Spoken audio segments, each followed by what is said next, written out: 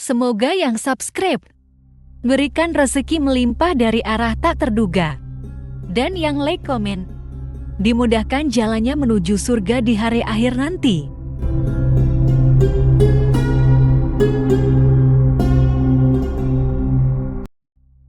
Suatu hari, saat kota Madinah sedang dalam suasana aman dan tenang, terlihat dari tempat ketinggian di pinggir kota, debu tebal yang mengepul ke udara. Debu itu semakin meninggi, bergumpal-gumpal hingga hampir menutup angkasa. Angin yang bertiup menyebabkan gumpalan debu dari butiran-butiran pasir Sahara yang lembut dan terbang menghampiri pintu-pintu rumah di Madinah dan berhembus dengan kuatnya di jalan-jalan. Orang-orang menyangka ada badai yang menyapu dan menerbangkan pasir, tetapi kemudian dari balik tirai debu itu mereka mendengar sebersit kabar tentang kedatangan kafilah besar yang panjang. Tak lama kemudian, 700 kendaraan yang syarat dengan muatannya memenuhi jalan-jalan yang mengguncang Madinah. Orang-orang saling memanggil dan mengajak sesamanya untuk menyaksikan keramaian ini, serta turut bergembira atas kedatangan harta dan rezeki yang dibawa kafilah itu. Ummul Mukminin Aisyah ketika mendengar suara hiruk-pikuk kafilah yang bergerak maju itu bertanya, "Apakah yang terjadi di kota Madinah?" Ada yang menjawab, "Kafilah Abdurrahman bin Auf baru datang dari Syam membawa barang-barang dagangannya." "Jadi, kafilah itu yang telah menyebabkan semua guncangan ini?" tanya Ummul Mukminin. "Benar, wahai Ummul Mukminin. Jumlahnya 700 kendaraan." Ummul Mukminin menggeleng-gelengkan kepala, pandangannya menerawang jauh seolah-olah sedang mengingat-ingat peristiwa yang pernah dilihat atau ucapan yang pernah didengarnya. Kemudian ia berkata, "Aku pernah mendengar Rasulullah Shallallahu Alaihi Wasallam bersabda, aku melihat Abdurrahman bin Auf masuk surga dengan merangkak."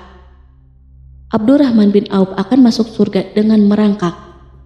Mengapa ia tidak memasukinya dengan melompat atau berlari kecil bersama angkatan pertama para sahabat Rasulullah? Sebagian sahabat menyampaikan cerita Aisyah kepadanya, maka ia pun teringat telah mendengarkan hadis ini dari Nabi lebih dari satu kali dan dengan redaksi yang berbeda-beda. Sebelum tali-tali pengikat perniagaannya dilepas, Abdurrahman melangkahkan kakinya ke rumah Aisyah lalu berkata kepadanya, "Engkau telah mengingatkanku suatu hadis yang tidak pernah kulupakan. Maka saksikanlah bahwa kafilah ini dengan semua muatannya beserta kendaraan dan perlengkapannya aku persembahkan di jalan Allah Azza wa Jalla." Seluruh muatan 700 kendaraan itu dibagi-bagikan kepada semua penduduk Madinah dan sekitarnya sebagai perbuatan baik yang agung. Peristiwa yang satu ini saja sudah cukup untuk mengukir sebuah gambaran yang sempurna tentang kehidupan Rasulullah. Abdurrahman bin Auf, dialah saudagar yang sukses, lebih sukses daripada kesuksesan yang pernah ada. Dia merupakan orang kaya dengan kekayaan yang melimpah ruah.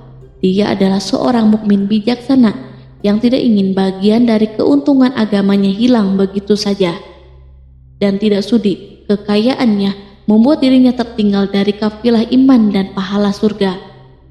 Untuk itu, ia mendermakan harta kekayaannya dengan kemurahan hati dan kesadaran nurani. Sebelum saya melanjutkan, dimohon kepada pemirsa untuk menonton video ini sampai selesai supaya tidak ada kesalahpahaman dalam memahami isi cerita, serta mohon bantu channel ini supaya semakin berkembang dengan cara subscribe dan tinggalkan like serta komen positifnya. Semoga apa yang dilakukan pemirsa bernilai pahala. Abdurrahman bin Auf adalah salah seorang dari 8 orang yang lebih awal masuk Islam. Abu Bakar datang kepadanya menyampaikan Islam, termasuk kepada Utsman bin Affan. Tidak ada persoalan yang tertutup baginya dan tiada keraguan yang menjadi penghalang. Bahkan dia segera pergi bersama Abu Bakar As-Siddiq menemui Rasulullah untuk menyatakan baiat dan memikul bendera Islam. Sejak menganut Islam sampai berpulang ke rahmatullah dalam usia 75 tahun, ia selalu menjadi teladan yang cemerlang sebagai seorang mukmin yang besar. Hal ini menyebabkan Nabi memasukkannya dalam 10 orang yang telah diberi kabar gembira sebagai ahli surga.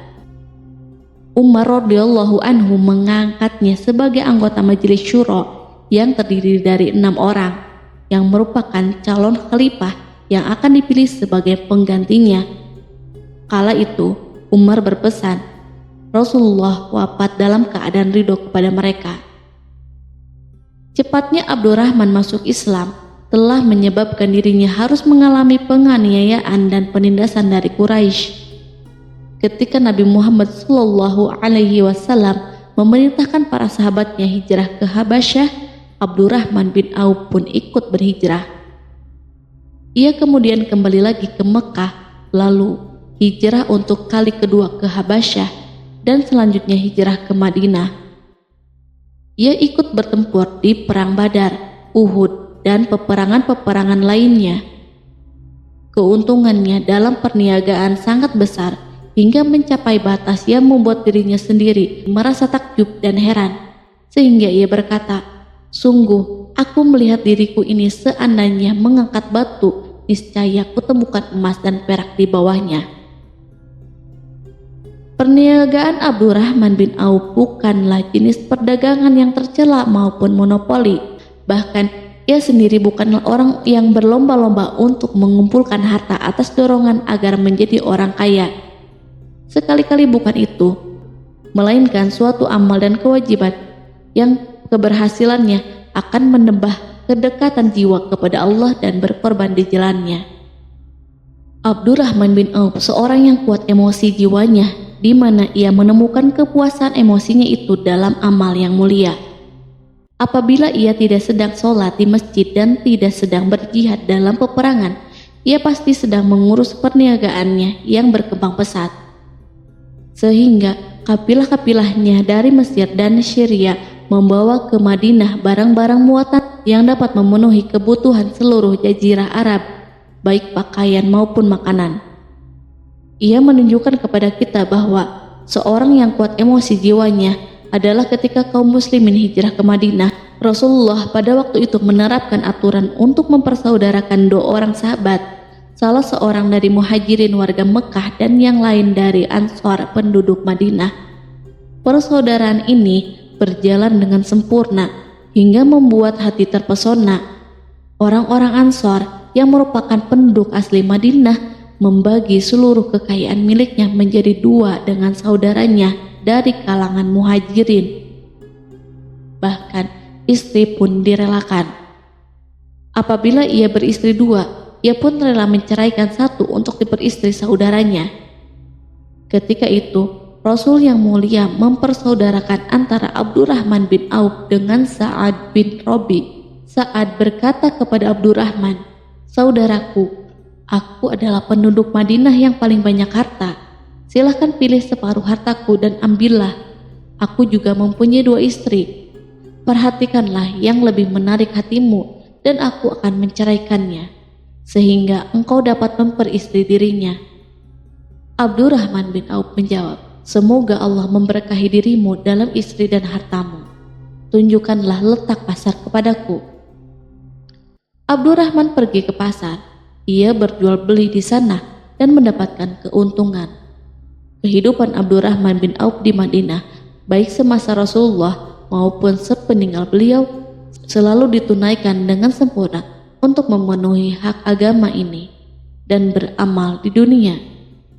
Perniagaannya sukses dan menguntungkan, seperti diungkapkan sendiri bahwa seandainya ia mengangkat batu dari tempatnya, pasti ia akan mendapatkan emas dan perak di bawahnya. Salah satu faktor yang membuat perniagaannya berhasil dan mendapatkan berkah adalah karena ia sangat selektif untuk berniaga yang halal dan benar-benar menjauhkan diri dari segala bentuk jual beli yang haram, bahkan yang subhat sekalipun. Selain itu, faktor yang menambah kejayaan dan keberkahannya adalah labanya yang bukan untuk Abdurrahman bin Auf sendiri, melainkan di dalamnya terdapat bagian Allah yang ia penuhi dengan baik. Ia menggunakan hartanya untuk memperkokoh hubungan kekeluargaan dan mengeratkan tali persaudaraan, serta menyediakan perlengkapan yang diperlukan tentara Islam. Bila total perniagaan dan kekayaan yang lainnya ditambah keuntungan yang diperolehnya dihitung, jumlah kekayaan Abdurrahman bin Auf itu dapat diperkirakan dengan memperhatikan jumlah yang dibelanjakan di jalan Allah. Suatu hari ia mendengar Rasulullah bersabda, "Wahai Ibnu Auf, engkau termasuk golongan orang kaya dan engkau akan masuk surga dengan merangkak. Karena itu, pinjamkanlah kekayaan itu kepada Allah agar Dia mempermudah langkahmu." Sejak ia mendengar nasihat Rasulullah ini dan menyediakan bagi Allah pinjaman yang baik, Allah justru semakin melipat gandakan kekayaannya hingga berlimpah ruah. Suatu hari ia menjual tanah seharga 40.000 dinar. Kemudian uang itu dibagi-bagikan untuk semua keluarganya dari Bani Juhroh, untuk para istri Nabi, dan untuk kaum muslim yang miskin. Pada kesempatan lain, ia menyerahkan 500 ekor kuda untuk perlengkapan tentara Islam. Pada hari yang lain, ia menyerahkan 1.500 kendaraan unta. Menjelang wafat, ia mewasiatkan 50.000 dinar untuk diinfakkan di jalan Allah. Ia juga berwasiat bagi setiap orang yang ikut perang Badar dan masih hidup, masing-masing mendapat 400 dinar. Hingga Utsman bin Affan juga mengambil bagian dari wasiat itu, meskipun termasuk orang kaya.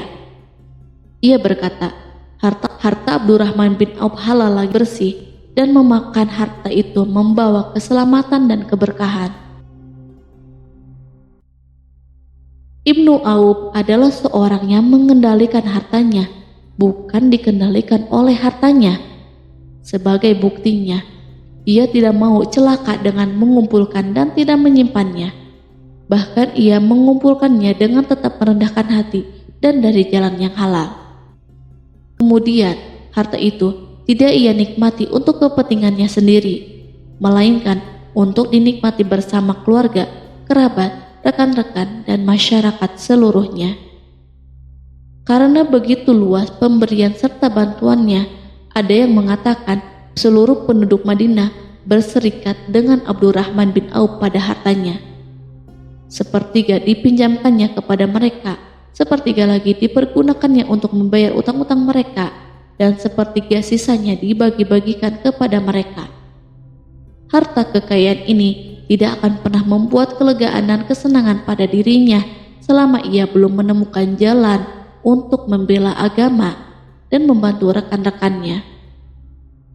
Adapun untuk selain itu, ia selalu merasa khawatir terhadap kekayaannya. Suatu hari dihidangkan kepadanya makanan untuk berbuka, karena waktu itu sedang berpuasa. Ketika pandangannya tertuju pada hidangan tersebut, selera makannya pun bangkit. Namun ia justru menangis sambil berkata, "Mus'ab bin Umair telah gugur sebagai syahid, dan ia jauh lebih baik daripada aku. Ia hanya mendapatkan kapan sehelai kain yang jika ditutupkan ke kepalanya maka kelihatan kakinya, dan jika ditutupkan ke kedua kakinya terbukalah kepalanya. Demikianlah pula Hamzah yang jauh lebih baik daripada aku. Ia pun gugur syahid, dan saat akan dikuburkan hanya mendapatkan sehelai selendang. Dunia telah dihamparkan kepada kami seluas-luasnya, dan hasil sebanyak-banyaknya telah diberikan kepada kami. Sungguh, kami khawatir bila pahala kebaikan kami telah disegerakan balasannya di dunia." Pada peristiwa lain, sebagian sahabat berkumpul bersamanya menghadapi jamuan makan di rumahnya. Tak lama setelah makanan diletakkan di hadapan mereka, Abdurrahman menangis, sehingga rekan-rekannya bertanya, "Apa yang membuatmu menangis?" Ia pun menjawab, "Rasulullah telah wafat, dan semasa hidupnya beliau beserta keluarganya tidak pernah merasakan kenyang makan roti gandum. Apa harapan kita apabila dipanjangkan usia, tetapi tidak menambah kebaikan bagi kita. Demikianlah kekayaannya yang melimpah itu sedikit pun tidak membangkitkan kesombongan dan takabur dalam dirinya. Bahkan orang-orang mengatakan tentang dirinya, seandainya seorang asing yang belum pernah mengenalnya kebetulan melihatnya sedang duduk bersama budak-budaknya, niscaya ia tidak akan bisa membedakan di antara mereka. Tetapi bila seorang asing itu mengenal satu saja sisi jihad Ibnu Auf dan ujian yang dihadapinya, ia pasti langsung mengetahui siapa dia. Misalnya, ia mengetahui bahwa di badannya terdapat 20 bekas luka di perang Uhud dan bahwa salah satu dari bekas luka itu meninggalkan cacat pincang yang tidak sembuh-sembuh pada salah satu kakinya. Contoh lain, beberapa gigi serinya rontok di perang Uhud yang menyebabkan kecedalan yang jelas pada ucapannya. Saat orang asing itu tahu salah satu sisi ini, ia pasti menyadari bahwa laki-laki yang berperawakan tinggi dengan wajah berseri, kulit halus, pincang dan cedal sebagai tanda jasa dari perang Uhud. Itulah orang yang bernama Abdurrahman bin Auf. Semoga Allah ridho kepadanya dan ia pun ridho kepada Allah. Kita sudah terbiasa memperhatikan tabiat manusia bahwa harta kekayaan itu biasanya menyebabkan seseorang selalu gandrung untuk memiliki pengaruh guna melindungi kekayaan mereka dan melipat gandakan pengaruh itu. Selain untuk memuaskan nafsu demi kebanggaan dan kepuasan pribadi. Semua ini merupakan sifat yang bisa dibangkitkan oleh kekayaan. Tetapi bila kita melihat Abdurrahman bin Auf dengan kekayaan yang melimpah, kita akan menemukan manusia ajaib yang sanggup menguasai watak dasar manusia dalam bidang ini dan melangkahinya ke puncak ketinggian yang istimewa. Peristiwa itu terjadi ketika Umar bin Khattab hendak berpisah dengan rohnya yang suci dan memilih 6 orang di antara para sahabat Rasulullah agar mereka memilih salah seorang di antara mereka untuk menjadi khalifah yang baru. Pada waktu itu, semua jari menunjuk ke Ibnu Auf. Bahkan sebagian sahabat telah menegaskan bahwa dialah orang yang lebih berhak menjadi khalifah di antara 6 orang itu. Namun ia menjawab, "Demi Allah, seandainya diambilkan pisau lalu ditaruh ke atas leherku, kemudian kalian menusukkannya sampai tembus, itu lebih aku sukai daripada menerima jabatan tersebut." Demikianlah saat awal 6 orang terpilih itu mengadakan pertemuan untuk memilih salah seorang di antara mereka untuk menjadi khalifah yang akan menggantikan Al-Faruq, Umar bin Khattab. Abdurrahman bin Auf telah menyatakan kepada rekan-rekannya bahwa ia telah melepaskan haknya yang dilimpahkan Umar kepadanya sebagai salah seorang dari 6 calon yang akan dipilih menjadi khalifah. Dengan demikian, kewajiban mereka untuk melakukan pemilihan itu terbatas di antara mereka berlima saja. Sikap juhudnya terhadap pangkat jabatan ini dengan cepat telah menempatkan dirinya sebagai hakim di antara 5 orang tokoh terkemuka itu. Mereka menerima dengan senang hati agar Abdurrahman bin Auf menetapkan pilihan khalifah itu terhadap salah seorang di antara mereka berlima. Ali mengatakan, "Aku pernah mendengar Rasulullah menyipatimu bahwa engkau adalah orang yang dipercaya oleh penduduk langit dan dipercaya pula oleh penduduk bumi." Ibnu Auf akhirnya memilih Utsman bin Affan untuk jabatan khalifah dan yang lainnya pun menyetujui pilihannya. Itulah hakikat seorang laki-laki yang kaya raya dalam Islam. Apakah Anda telah memperhatikan bagaimana Islam telah mengangkat dirinya jauh di atas kekayaan dengan segala godaan dan penyesatannya itu, dan bagaimana ia menempa kepribadiannya dengan sebaik-baiknya? Pada tahun 32 Hijriah, tubuhnya berpisah dengan rohnya. Ummul Mukminin Aisyah ingin memberinya kemuliaan khusus yang tidak diberikan kepada orang lain, dengan memberikan usulan kepadanya ketika ia masih terbaring di ranjang menuju kematian agar bersedia dikuburkan di pekarangan rumahnya. berdekatan dengan Rasulullah, Abu Bakar, dan Umar. Namun, ia memang seorang muslim yang telah dididik Islam dengan sebaik-baiknya, sehingga merasa malu bila dirinya diangkat dan disandingkan dalam kedudukan tersebut. Selain itu, ia telah membuat janji dan ikrar yang kuat dengan Utsman bin Maz'un, yakni jika salah seorang di antara mereka meninggal sesudah yang lain, hendaklah ia dikuburkan di dekat sahabatnya itu. Saat rohnya bersiap-siap memulai perjalanan yang baru, air matanya meleleh, sedangkan lidahnya bergerak-gerak mengucapkan kata-kata, "Aku khawatir dipisahkan dari sahabat-sahabatku karena kekayaanku yang melimpah ruah." Namun, ketenangan dari Allah segera menyelimutinya. Lalu senyuman tipis menghiasi wajahnya disebabkan suka memberi cahaya dan kebahagiaan yang menenteramkan jiwa. Ia memasang telinganya untuk menangkap sesuatu, seolah-olah ada suara yang lembut, merdu yang datang mendekat. Ia sedang mengenang kebenaran sabda Rasulullah yang pernah beliau ucapkan, "Abdurrahman bin Auf di dalam surga." Ia barangkali juga sedang mendengarkan janji Allah dalam kitabnya. Orang yang menginfakkan hartanya di jalan Allah, kemudian tidak mengiringi apa yang dia infakkan itu dengan menyebut-nyebutnya dan menyakiti perasaan penerima, mereka memperoleh pahala di sisi Rob mereka. Tak ada rasa takut pada mereka dan mereka tidak bersedih hati. Quran Surat Al-Baqarah ayat 262.